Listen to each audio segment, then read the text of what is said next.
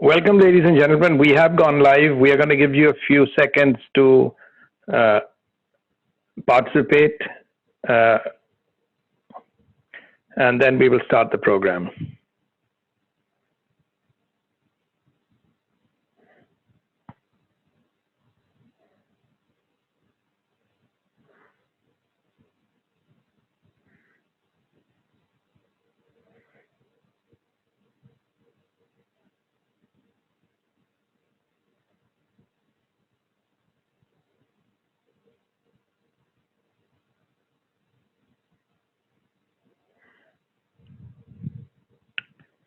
Good afternoon, ladies and gentlemen.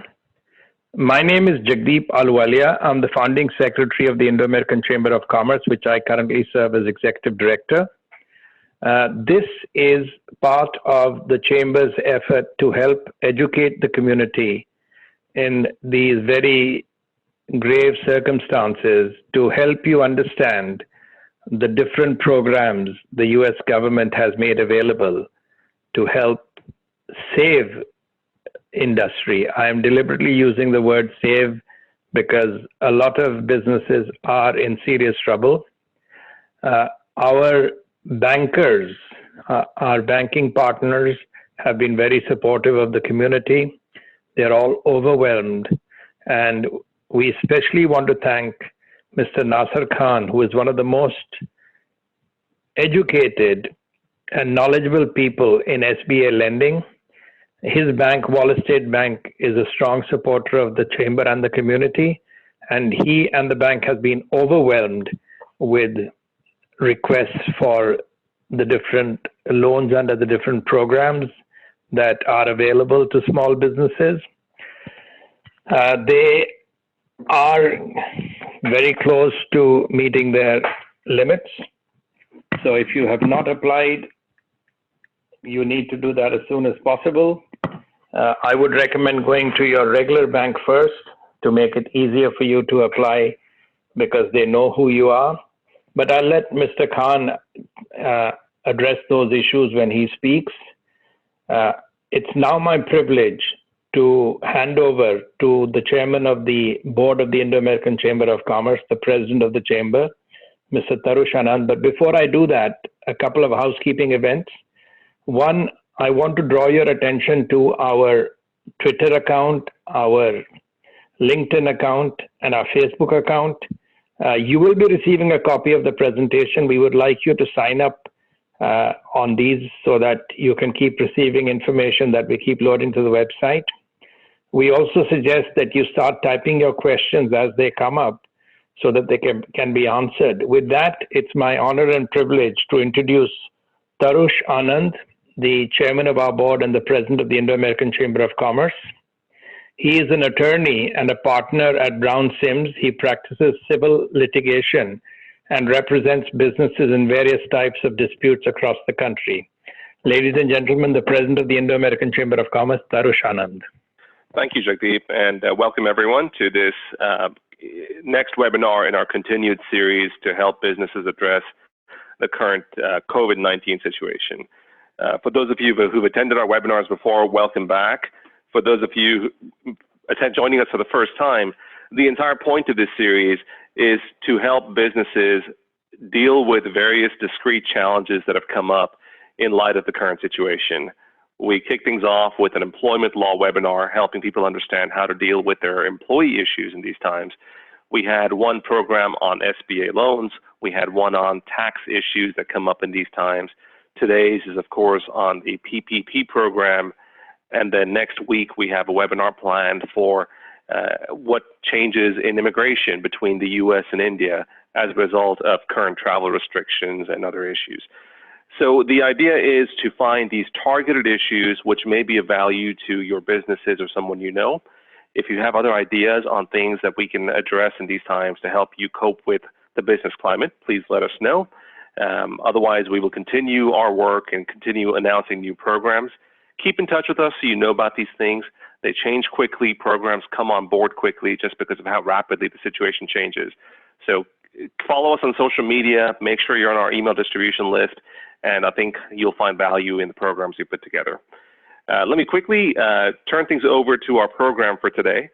We have joining us today Mr. Nasrullah Khan, who is the Executive Vice President and Chief Lending Officer at Wallace Bank. Wallace Bank, as many of you know, is a full-service community bank, which has been a pillar of the Texas banking community and, frankly, the national banking community for a long time now. It was founded way back in 1906 in Wallace, Texas, and it holds a unique experience among a lot of banks of surviving both the Great Depression and both World Wars. It's ranked fifth in the country in 2008 among the 25 best performing banks in the U.S. For the asset class that it manages. It's a strong supporter of various community organizations, including the Chamber, and we're proud to have them be part of the Chamber and be here today in these busy times for them. So let me quickly go over a few general tips for today. Because of how quickly the PPP situation has changed, we've decided to shorten the formal program, the formal presentation. We discussed this before, Mr. Khan agrees. The point we're at right now today is that funds are almost out, and so people who are attending probably know a little bit about the program and may have discrete questions about how to get through the program or get the most out of it. So we'll do a short formal presentation and spend more time answering your questions. So at the bottom of your screen, there should be a link for Q&A. That's where you can click and start typing in your questions, and those will come directly to the speaker. And at the end, we will go through the questions and try and answer them as best as we can. So with that, let me hand the presentation over to Mr. Nasrullah Khan. Thank you so much, Tarush, and it's always a pleasure to be with the Indo-American Chambers of Commerce. I love my chamber, and I have a lot of passion. And before I start, I would love to thank also Jagdeep and Bhavna. They have been very supportive, and I know she'll be helping me go through the presentation. As rightfully said, Tarush, this program, I cannot even imagine. I was telling him it's like a fish market for money, and just I blink of an eye, I get those applications. Like the first day, there were applications over, just in a couple of hours, over 200 applications. By the day ended, we had over 1,000 applications, and I know most of these banks have been, all the community banks have been flooded with the applications right now. As rightfully said with Tarush, is this program is rapidly changing. The way it came in, I'll just give you a brief scenario. When they came, it was a very, very open plan, like any organizations or any companies, or whether nonprofit, you can qualify if you had employees less than 500. So that opened up Pandora box for such companies, and they all had an issue how they can all apply, because a lot of small businesses are under 500. So who can be eligible, who cannot be? So they didn't give many directives. So when it started, like last Friday, so we started processing the application, and suddenly SBA said, stop it. We have to put certain restrictions. So they came up with a new application, and then application had some eligibility issues, who can qualify, who cannot qualify, like for example, they have NAIC score for 72. They said, okay, we'll open up. I'm just giving you a little background before I get to this presentation. So there were, because the funds they've made it available were $249 billion for the whole country. It's a very small money, and it's disappearing very, very fast. So what we decided, like we said, okay, we'll start with the customers before we thought we can get it with everyone. So all the things coming up every day, the more restrictions, more documentation. So I told Jagdeep, let's go ahead and I'll focus more, because a lot of people must have started the application process. They may have some questions, and how they can qualify, how would they know? So this presentation will be what Wallace is doing. So I cannot talk about what some other banks are doing. I am not here to compare my bank application. The application is the same, but how they are processing. So Bank of America has its own way of doing it. Wells Fargo has it. Some other community banks have it. What documentation they need. So this, what my presentation is, what we are presently doing, and how we are qualifying the candidates. So with that, let me go pretty quick with the presentation. Bhavna, if you can go ahead and start the slide, please. Next, yeah.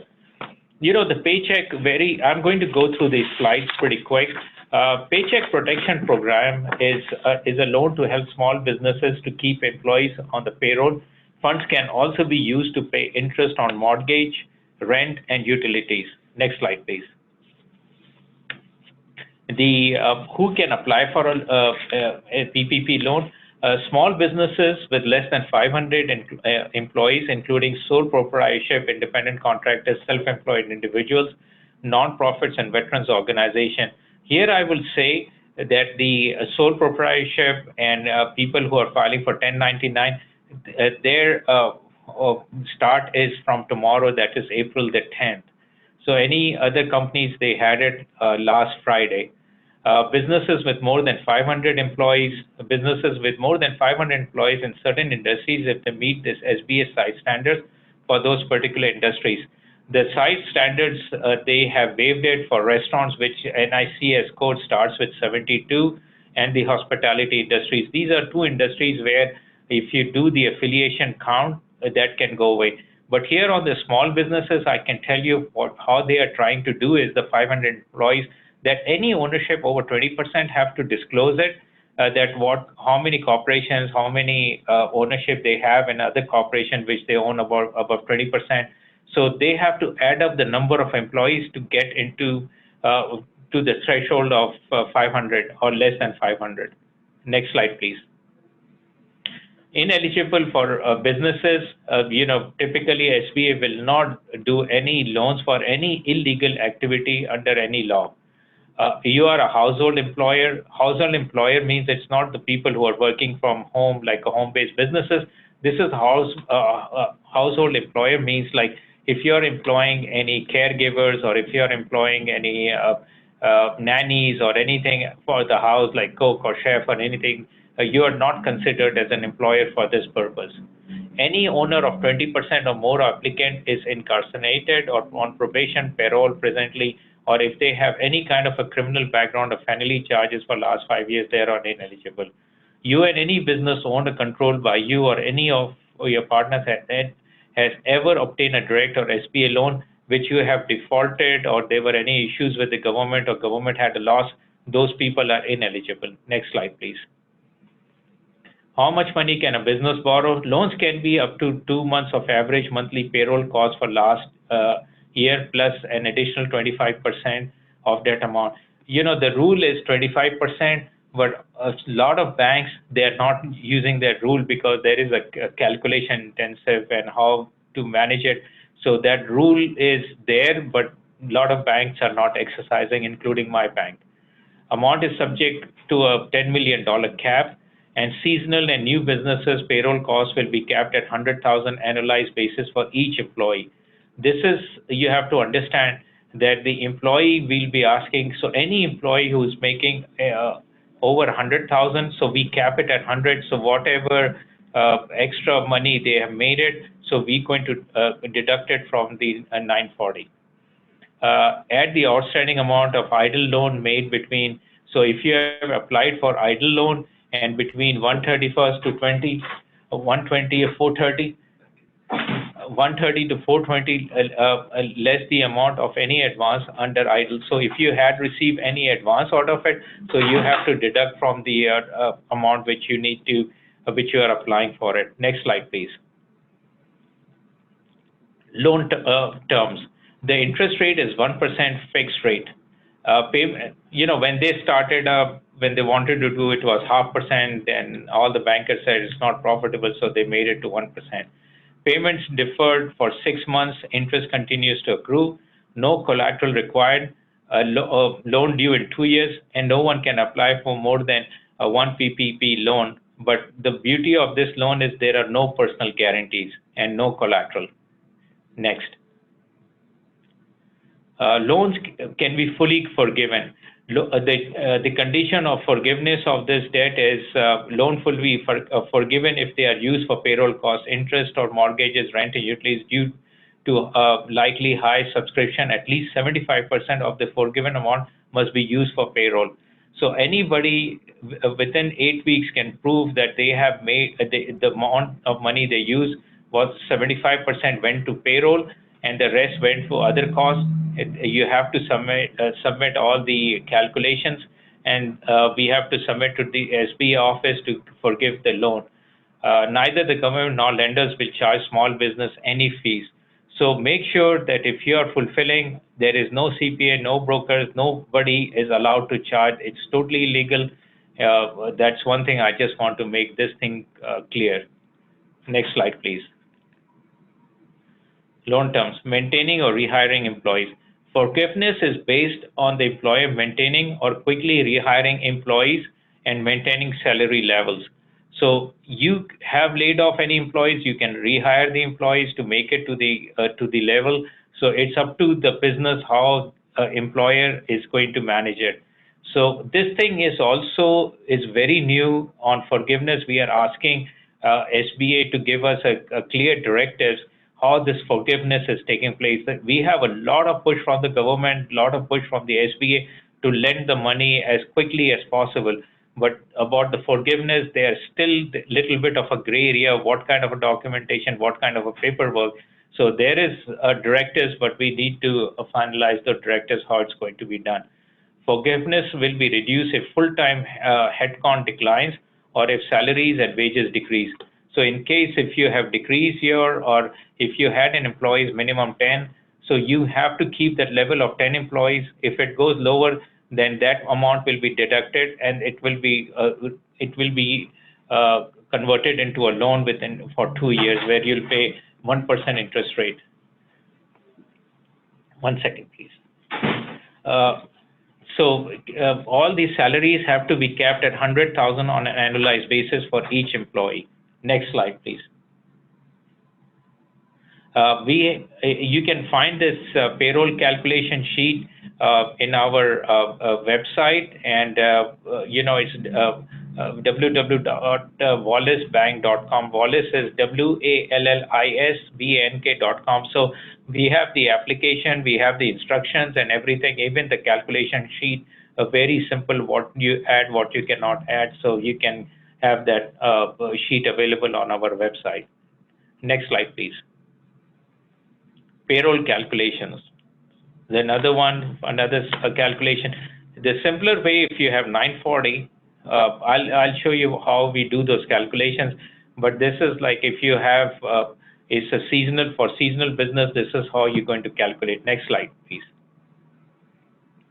Payroll calculation, if the businesses had opened and they have opened before 2/15 but does not have 12 months payroll, so you have to disclose, you can do your calculation on this for January and February and average it out. Next slide, please. Okay, I'm going to focus on the application.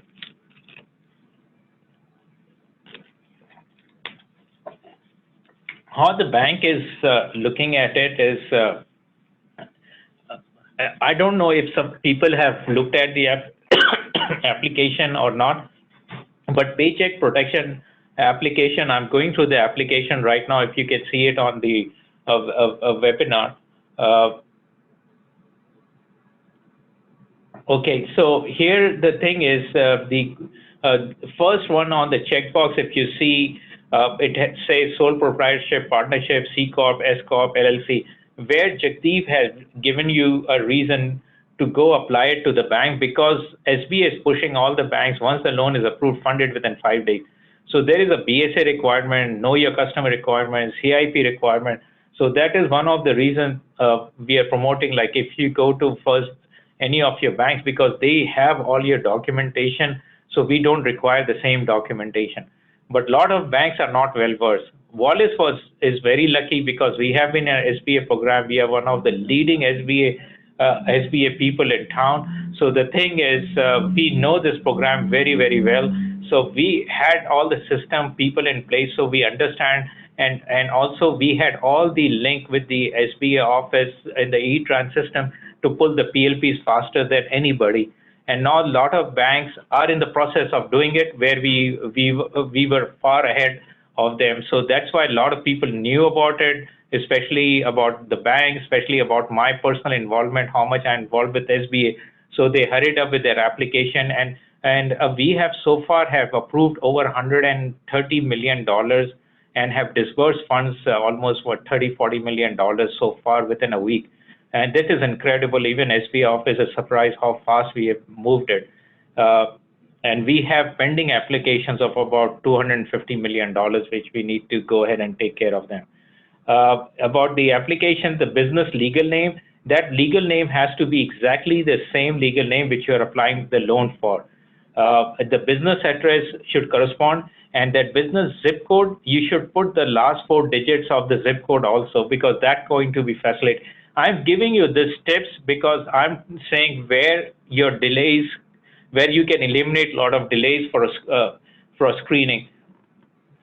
So when you have a DBA, your DBA name is required, and business EIN number, so you know the tax ID number. So make sure if you do not have an account with another bank, if you are applying for a bank, so you just have to go ahead and give us that with the maybe tax return or EIN form, some form from IRS where we can verify that tax ID number. The business phone number, it is little deceiving. You can give your business phone number, but here I would highly recommend that give your cell phone number, and make sure when you put that application and your business phone number, even you have to sleep with that cell phone number. You can go ahead and sanitize it. I don't mind it, but keep that cell phone handy, because you can expect a call from those officers, because we are doing 24 hours, 7 days a week. So I've made some phone calls like 10:30, 11 o'clock at night to certain individuals. So your cell phone number, and you should keep it very handy. And on the primary contact, make sure a person who can answer the questions when they have. If the owner knows the answer, don't be hesitant. Do not worry about the hierarchy. Please make sure that you put the primary contact number of a person who can answer the answers on the application. If you have anybody else on it and they say, let me check with my boss or let me check somebody else, forget about it. They don't have time to go on. They'll just drop your file to some other file and forget about it. Email address, it has to be really legible so that you can communicate easily. People are handwriting their email addresses. That is another problem, because we cannot figure it out what email address we are saying, whether you have received it or not. The average monthly payroll. The average monthly payroll has to be, for example, I'll do those calculations, so I can give you a very layman calculations. You have 940 income you have reported, for example, 2019. So you take that figure and then take away any employees who have made over 100,000. If somebody made 60,000, you're going to deduct it from your 940. If somebody has made anything above, so you're going to deduct, like somebody made 160, so you deduct 60,000. Somebody made 120, you deduct 20,000. That's a simple calculation. Then divide that 940 figure after those deductions, divide that by 12 and multiply by 2.5. So this is what you're going to get it eligible. The bank will be requiring, with that 940, you have to submit a payroll statement. So that should indicate where the banks can verify whether none of the employee that you have kept them 100,000. This is a verification required by the SBA. So keep it a point. Do not feel you have all the right because of the confidentiality agreement. I don't want to know Jagdeep's salary. I don't want to know Tarush's salary, but you can number them 1, 2, 3 employee, or you can have employees number where we keep that information. So you don't worry about it. Just put employee 1, 2, 3 the way you want to, A, B, C, D, whatever you want. But the thing is, the information, the employee payroll information plus the 940 should tally, and then you just have a reconciliation statement showing that you have deducted and capped that individual who made 100,000 and above. That is what you're going. SBA initially said, okay, when they were trying to do it about 1099, they have removed all the 1099 income. They have put some other figures on it. They said, okay, we're going to add these. Honestly, a lot of banks, because of the pressure, they are just using 940 as a base. So this is my bank policy. Some other banks may be using other policy. I don't want to compare that. This is Wallace Bank's policy. And then somebody who has been in business started in January. So what you have to do is add a month of January's payroll and February payroll, only 2 months payroll, add it together and divide it by 2 and make sure nobody is making over $100,000 for that term period. Let me go down. Now, another thing is a number of employees. So this number of employees is for this corporation. So I'll scroll down. I told Jagdeep I'll try to finish it within 30 days or 30 minutes, but I don't very much. It's going to go. I'll take a little bit more time for it. That's the calculation. So they say plus idle. Idle loans is they want to see if you have applied it, but that does not mean you're going to qualify. But idle is something which if you have received some funds, they want you to deduct that money from that PPP program. So this is how they are calculating. Purpose of loan, this is also little deceiving because people are adding this is for the payroll. You can make lease payment, you can pay utilities, etc. But in order to forgiveness of debt, make sure you are spending 75% of this money out of your pay, from this loan. And the lease and mortgage, you can pay it. But what people are making so much mistake, I cannot even tell you, which is killing us, is people are putting applying for it. They are adding a payroll, lease, utilities, others, etc. My girlfriend salary, boyfriend salary. I'm just joking, but they are adding and deducting that from. It's a chaos right now. So we are just whoever been professionally done. We are accepting those applications. And I would highly, highly recommend one more time is if you can do it with your CPA or somebody who knows the figures. Of the owners, sometimes they know it, but it is very difficult how they are filling the application.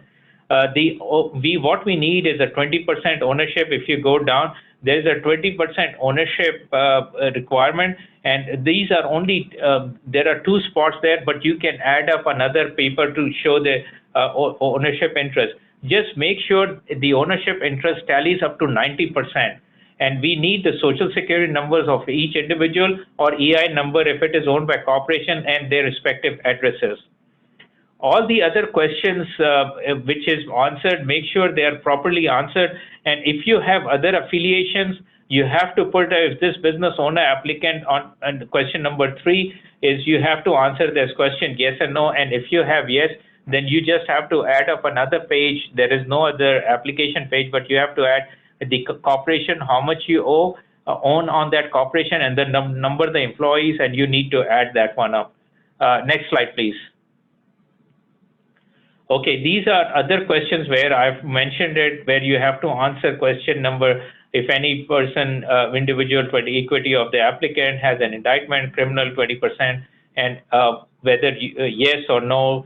If you are yes, this application, it says will not be approved. So this is government document, and I'll just tell you one thing: is this a government loan? Do not falsify any information, please. I've seen an application where people have done. They have a database. They came back. This person was indicted on such and such date, or this person had criminal offense.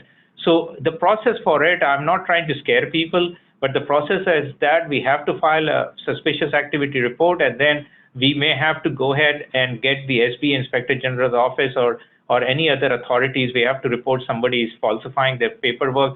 And please do not get into that, because don't think in the pressure the bank is not checking it. The bank does their due diligence, and then afterwards this goes into the database of the government. And because of the Homeland Security after 9/11, they are so smart. They know exactly what an individual is. We were surprised for certain explanations they have given on certain individual. Next slide, please. It gives you the certification that there's another certification which you have to provide on this. And then the next slide, then you have to have the signature of those individuals. Next slide, please. Yeah, this is the certification paper. So you just have to go ahead and answer these questions. And at the end, you just have to go ahead and next slide, please. Yeah. the exact expressly excludes any compensation to an employee. This gives you a little bit of what it excludes, what it includes. Next slide, please.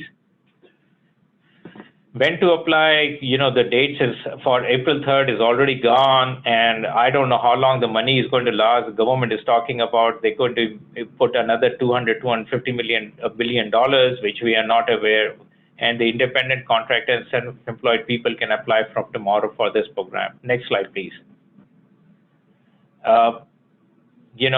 Applicants will need to complete PPP borrow application, provide payroll document, additional required documents of PPP also be submitted. You are encouraged to apply as soon as possible because there is a funding cap on it.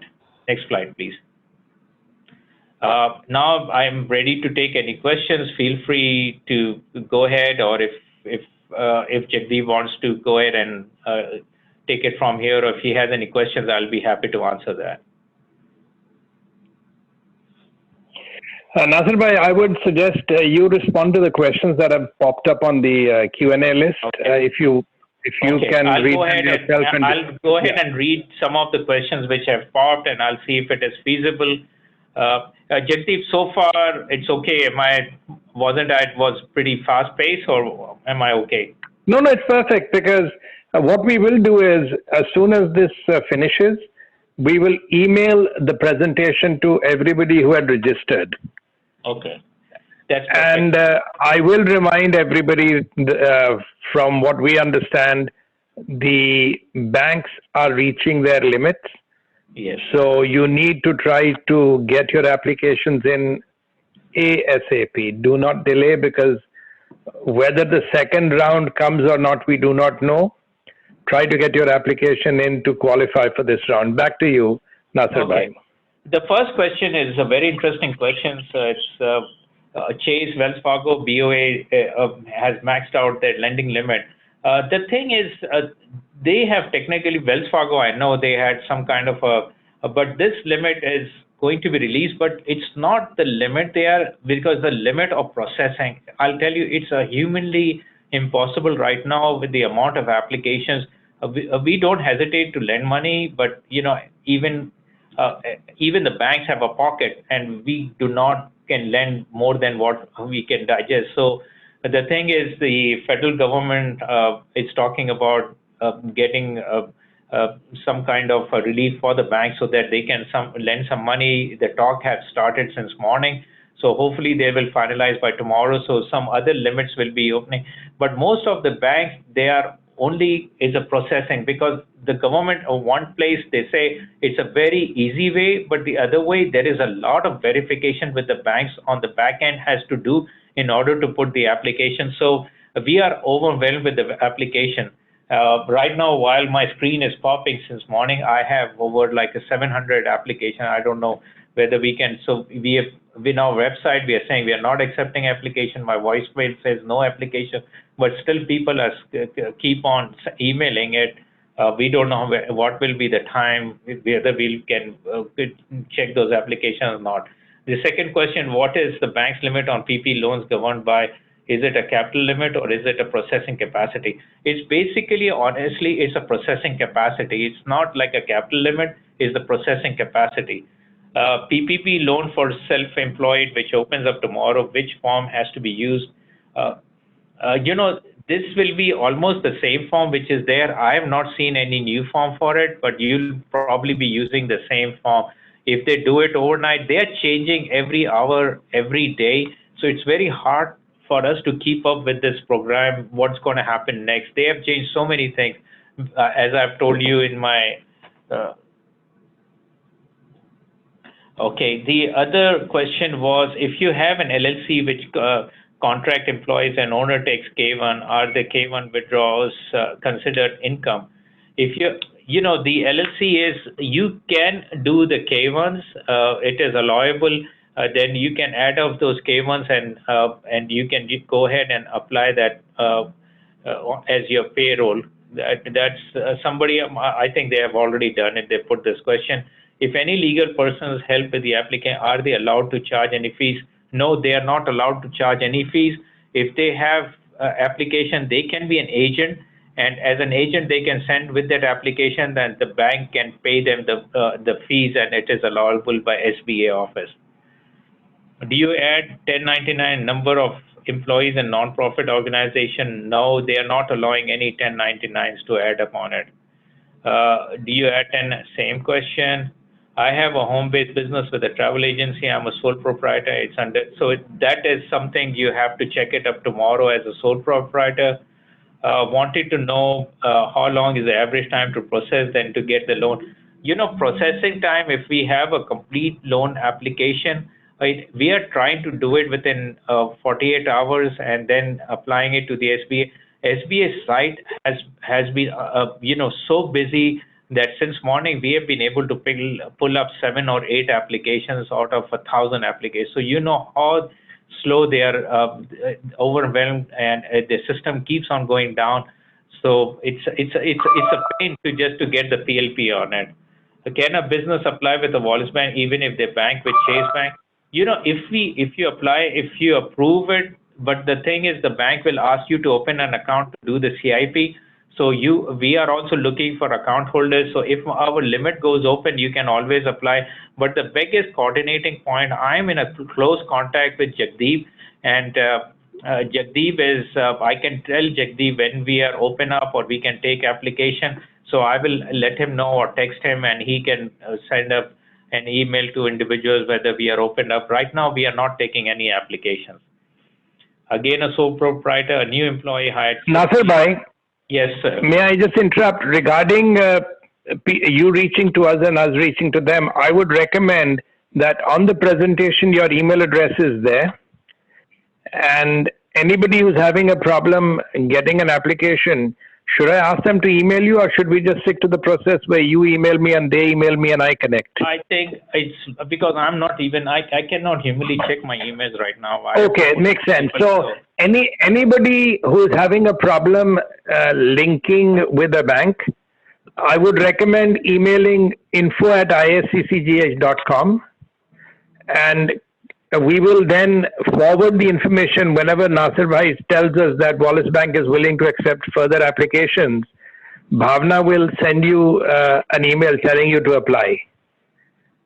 And I would highly recommend that you keep on applying and talking to some banks where if you have not yet done, if you have not yet done, I'll just tell you, and I feel so sorry, Jagdeep, there are so many people calling from India, Pakistan and Bangladesh because they went to visit their families and they are stuck in those countries and they are not able to apply, and there is no other process where I can tell them if they can have an account, anything. It's a misery, you know, it's a very difficult. Some owners are stuck there.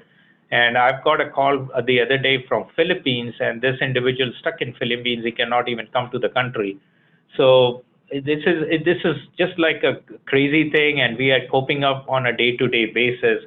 And how long banks taking process? Technically, the requirement is once the loan is approved, we are supposed to disburse the funds within 5 days.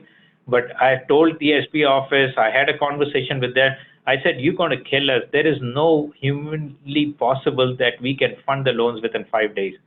So we are trying to do it as quick as possible, but we cannot promise. But they are pushing the banks do it within 5 days, which I doubt very much, because there is a process which they would have make the process little bit lenient, but they didn't do it, unfortunately. There is for nonprofit who do you list as owners?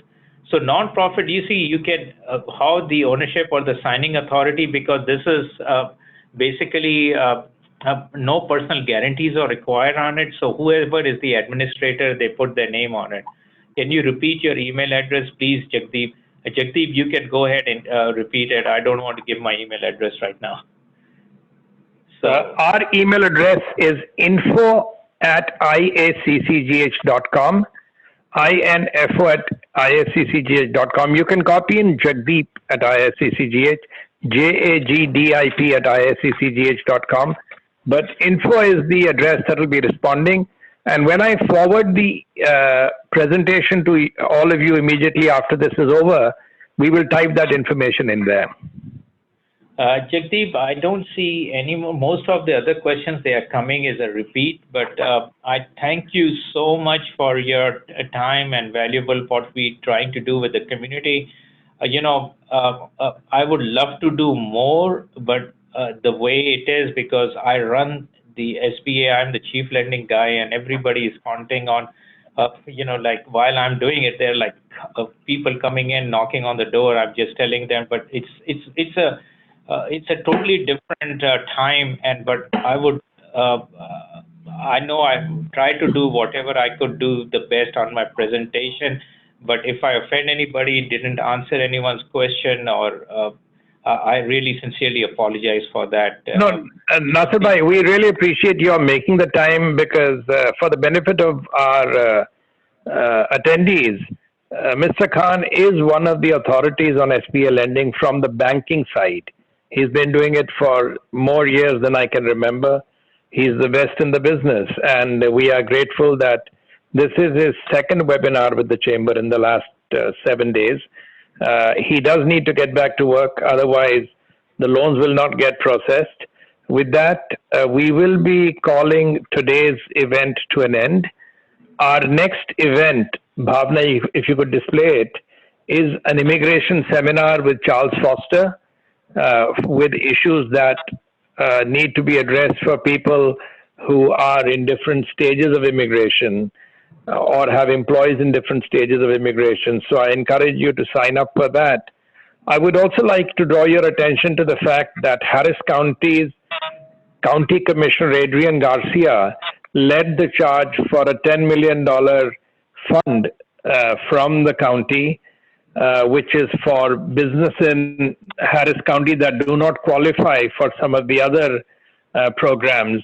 And I believe it will be up to a $25,000 forgivable loan that will be available. Details will be coming up. I believe the program will be effective as of today.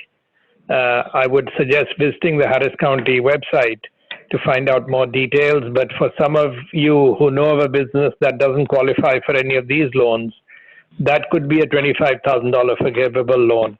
That's all the information I have about that program. I want to thank Wallace Bank and Nasir Khan one more time for their support. I want to thank Bhavna for putting this together. And with that, Bhavna, I am requesting you to end the webinar for today. Thank you very much. Thank you, everyone.